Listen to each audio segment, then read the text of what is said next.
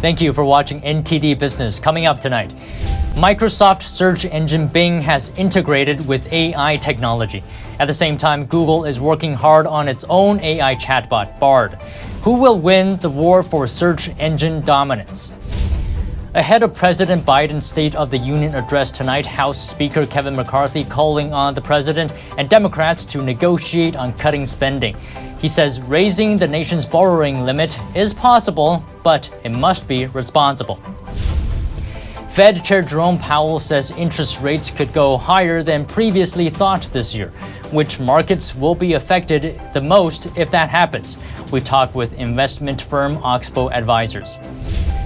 The control of Disney's Florida theme parks up in the air. Soon, it may lose its self-governing status, with the governor appointing board members instead. That and much more coming up on NTD Business. Great to have you with us. Don Ma here. Top story today, Microsoft versus Google. The AI war for search dominance is on. At a press conference today, Microsoft launched a supercharged version of its Bing search engine. It has fused the engine with OpenAI's ChatGPT technology. This makes it a more serious competitor to Google Search, which has really dominated the search engine space for decades. ChatGPT technology seems to be taking the world by storm. It's an artificial intelligence program that intelligently responds to any question or command all within seconds. People can get the answers they want far faster than digging through web pages. Many believe that the Bing and ChatGPT fusion could put Google's search dominance at risk. Google currently has 93% of the global search engine market share. Bing is in second place, but only at 3%, has a long way to go. In response to this threat, Google has ordered all of its employees to test its own AI chatbot. It's called Bard. Google's CEO told his employees he's looking forward to their feedback. So how likely is it for this Bing ChatGPT hybrid to replace Google as the dominant search engine? Well, first, we just had to see what ChatGPT thinks. It responded saying combining with Bing would not necessarily replace Google as the dominant search engine. Google has established itself as a leader in the search engine market and has a strong user base and brand recognition. Many factors like user preferences, market trends, and competition would need to be considered. And of course, we also asked AI experts what they think. Alexander de Ritter has been working in the field of machine learning since 2008. He says Google has an advantage when it comes to AI, partially because it has large swaths of user data, and AI is fueled by data. Look at Google Analytics. It is gathering data about your behavior online. If you look at Android, it is looking at behavior on mobile browsers and your mobile actions, interests, location that improve their search experience. If you look at DoubleClick, it is not just an advertising play, but it's also understanding a content network that can serve advertising based on what you're currently browsing. Look at Google Chrome. It understands everything, every site you are browsing. Google has data on it. De Ritter says Google can use all this data on its chatbot, Bard. That also includes large amounts of user data Google has from its search engine. De Ritter says another advantage Google has is that people have gotten used to using Google over the years because people are creatures of habit. Many are likely to continue using Google. Google has some of the most advanced AI models in the world that may even trump some of OpenAI's models. But time will tell. Because OpenAI models are available to us, we actually know their strengths and weaknesses, whereas Google's models are nice papers we have read and haven't had direct access to. We also talked to Adnan Masood. He's the chief architect for AI machine learning at UST. His PhD was in machine learning. He says it's too early to tell who's going to win the search engine war, but he also believes Google has an edge. BARD is based on Lambda, and if you remember, Lambda was claimed to be a sentient model. In terms of number of parameters in a model, the GPT-3 of course has a much larger size, but if you look at Lambda's design and how the intent it is built, the creating the correlation between words and predictions for what's going to come next, it has that edge. A limited version of the new and upgraded Bing is available today. For more information, you can go to bing.com. And Google is holding a live event tomorrow morning at 8:30 a.m. Eastern Time, live from Paris. It will involve reimagining how people search for things. Moving on. An AI-generated sitcom parody of the hit 90s show Seinfeld was suspended after the AI-generated so-called offensive speech. What happened? NTD Sean Marshall has more. Recently, a parody of the comedy show Seinfeld called Nothing Forever received a 14-day suspension on February 6th on Twitch for a joke about transgenderism that Twitch said violated its terms of service agreement. What makes the situation different is that the show was created entirely by machine learning technologies, including DALL-E, OpenAI, GPT-3, Stable Diffusion, and others that put text scripts into voice. These programs produce random scripts 24 hours a day. The show started in December 2022 and has started to gain popularity. It's actually a little hard to tell whether the AI is joking about liberals, conservatives, or trans people. For news purposes, we're showing you the canceled joke. So, this is my stand-up set in a club. There's like 50 people here, and no one is laughing. Anyone have any suggestions? I'm thinking about doing a bit about how being transgender is actually a mental illness. Or how all liberals are secretly gay and want to impose their will on everyone. Or something about how transgender people are ruining the fabric of society.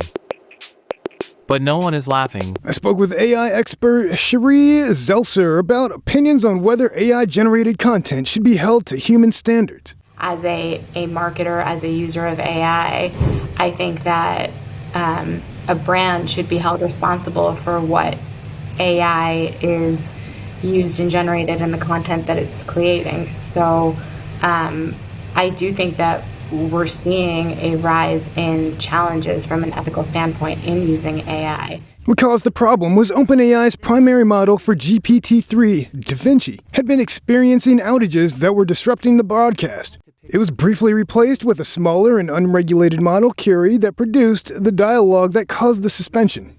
Zilser mentioned that we're seeing only one side of AI ethics now that chatbots are in the public spotlight. On my side of the world, like AI generating algorithms or predictive models that may or may not use attributes that are okay to use from an ethical standpoint. So there's a lot more internal monitoring that has to happen on a day-to-day basis now. Sean Marshall, NTD News. On to Wall Street. U.S. stocks closed higher after a choppy session following comments from the Fed Chair Jerome Powell. More on that in just a moment. The Dow gained 266 points or 0.8%. S&P added 53 points or 1.3%. NASDAQ rose 226 points or 1.9%. Meanwhile, more companies are laying off workers. Zoom today said it's cutting 1,300 people or 15% of its workforce as demand slows. It's also cutting pay for executives. During pandemic lockdowns, Zoom became popular because of its video conferencing tools. It increased hiring to meet surging demand, but now it's trying to reduce costs in case of a potential recession. And it's not just Zoom. Plane maker Boeing also laying off workers. It confirmed Monday that it plans to cut 2,000 white-collar jobs this year in finance and HR. Boeing also said it's outsourcing a third of those jobs to India, and it will continue to simplify its corporate structure. California's governor is calling for an investigation into the energy sector. Gavin Newsom now asking the Federal Energy Regulatory Commission to probe the recent spike in natural gas prices in his state. The FERC is the federal agency responsible for regulating wholesale natural gas. In a Monday letter, the Democratic governor requested that the agency assess whether market manipulation, anti-competitive behavior, or other anomalous activities are driving these ongoing elevated prices. Right now, millions of California families are battling against soaring gas utility bills. Prices have skyrocketed in the past month amid plunging temperatures and increased demand for heating. Alongside the letter, Newsom also announced that millions of Californians will soon see some relief in the form of $90 to $120 credits on their utility bills. Control of Disney's Orlando area theme parks may soon go to a board chosen by Governor Ron DeSantis. DeSantis is looking to terminate Disney World's special self-governing status in a special legislative session this week. According to DeSantis' office, the legislation would impose a state-controlled, term-limited board appointed by the governor. The governor's office said the new law would eliminate Disney's authority to appoint its own board members. It's the latest in a year-long spat between DeSantis and Disney. DeSantis has frequently criticized Disney for backing leftist causes. Last spring, Disney objected to the Florida law that prohibits teaching sexual orientation to kindergarten kids. The bill is likely to pass the Republican-controlled legislature in the next couple weeks. House Speaker Kevin McCarthy is rallying public support for a responsible increase in the nation's debt ceiling. In an address to the nation yesterday, he also called for a cut in federal spending. NTD's Daniel Monahan has more. But at the end of the day, we're going to get spending reforms. McCarthy described the national debt as the greatest threat to the country's future. If we continue down this path, in the next 10 years, we will spend over $8 trillion just on interest. That's more than the entire federal budget this year by a lot. He says it eclipses inflation, illegal immigration, and China's infiltration of our culture. The government has consistently operated on a deficit budget for over 50 years. That makes it necessary to borrow continually to pay the nation's bills. McCarthy called for attacking what he called runaway federal spending. He is advocating for spending cuts and called on President Biden to join in the effort.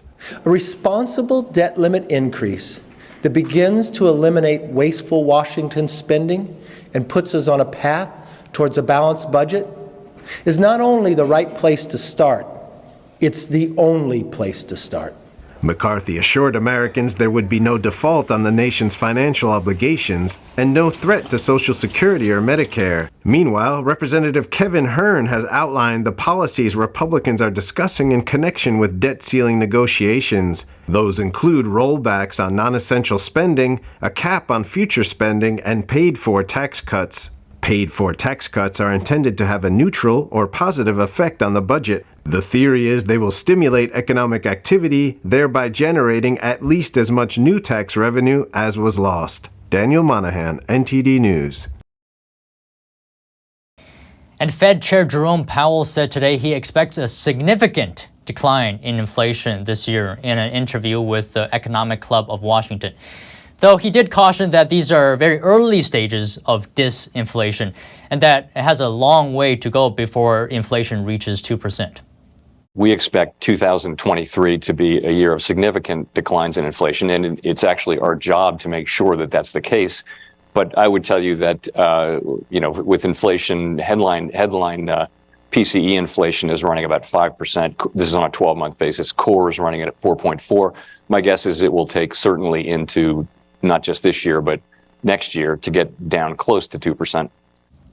But Powell also acknowledged that if the job market further strengthens, the Fed might have to raise its interest rate higher than it now projects.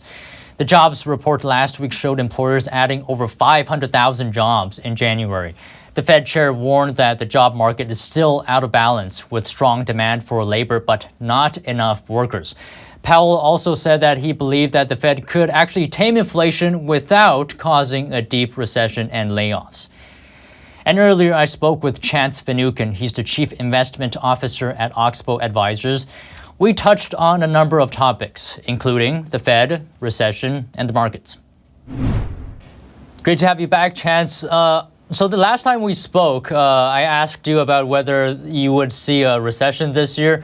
Now, the jobs report last week, above 500,000. Does that change your view on the outlook of a recession? And keep in mind as well, Secretary Yellen said we can avoid a recession. What do you think?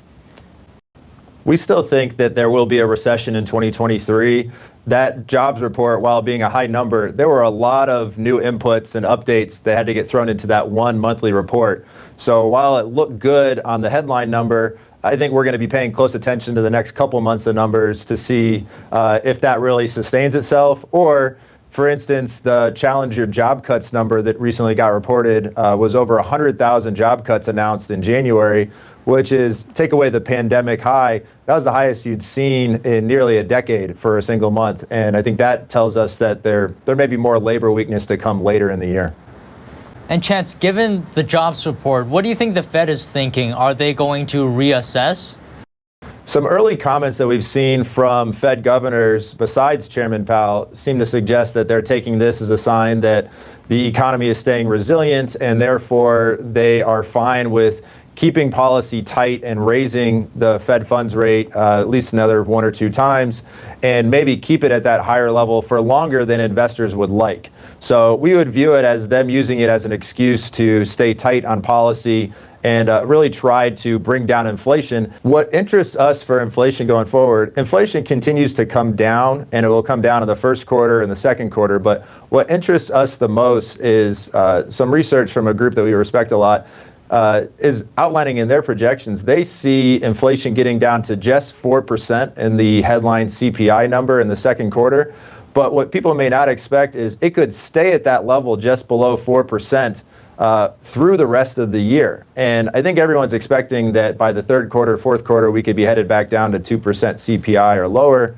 And yet, if we stay near that 4% level, just because wage growth and things like that are going to continue to keep a baseline level of inflation higher than we used to have before the pandemic, then that's going to put the Fed in a tough spot in terms of, do they want to cut rates when inflation is still hanging around that higher level? And I would assume the Fed then would keep rates higher for longer. Which sectors do you think would be the most vulnerable?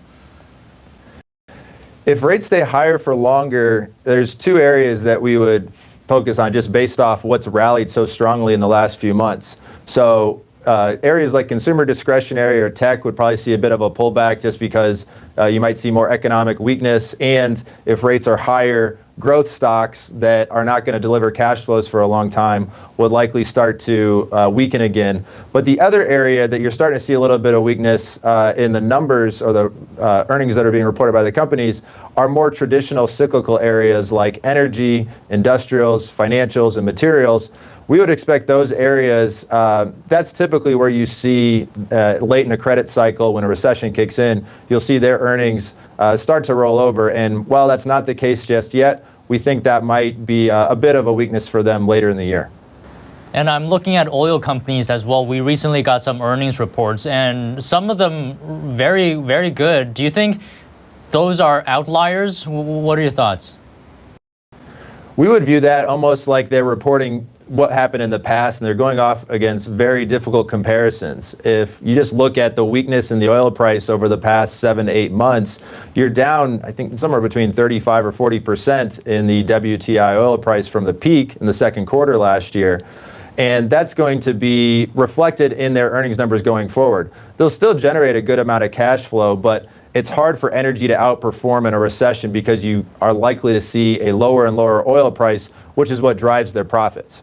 We do think that in the very long term, oil will be a place that will want some exposure. But for right now, what we do own in the energy space are the most consistent cash flow generators like pipeline businesses and oil royalty businesses. Thank you, Chance Finucane, Oxbow Advisors. Great having you on today. Thanks a lot. The earthquake in Turkey and Syria and its aftermath have sent shockwaves around the world. People are raising money for relief and praying for the survivors. NTD's Andrew Thomas has more. New Jersey charity Embrace Relief was busy collecting donations on Monday following the earthquake. The money will be used to pay for food, blankets, and other provisions for those impacted by the natural disaster. So we have started our campaign at 11 a.m. Until now, we have raised $45,000, and we are expecting more, and we will have more funds. The fund will go directly to the people who affected from this earthquake. Many have lost their homes. Some are living in their cars. losing this many lives in an earthquake, through an earthquake. It's very sad. And right now, the world is a like small village. Everyone knows what's happening other part of the world. The seismic activity began in the early hours of Monday morning.